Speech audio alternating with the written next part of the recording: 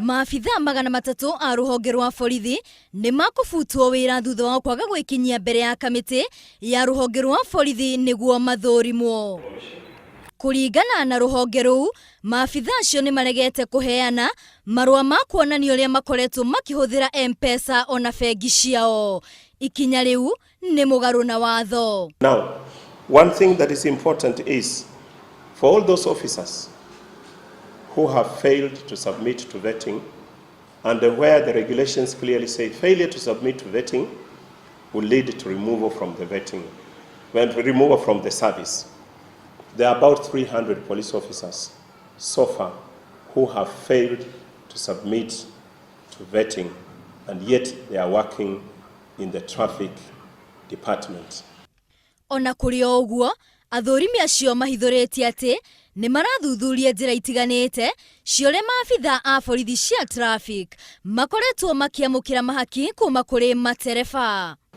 So far we have reports that officers operating in traffic have devised new methods of collecting money from the public, including using touts who are positioned strategically at bus stages, that in places where vehicles are serviced.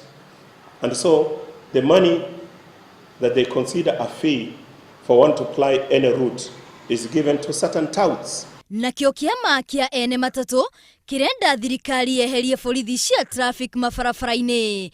Muikariri giti wa kiama kiu Simon Kimutai aroiga ni megucemania na President Uhuru Kenyatta makienda ihoya riao rithikiririo. But we want to say, let them get off the road. They don't add value. Let us have patrols instead, just like any other advanced country. In most countries, you'll never see policemen stopping on the road.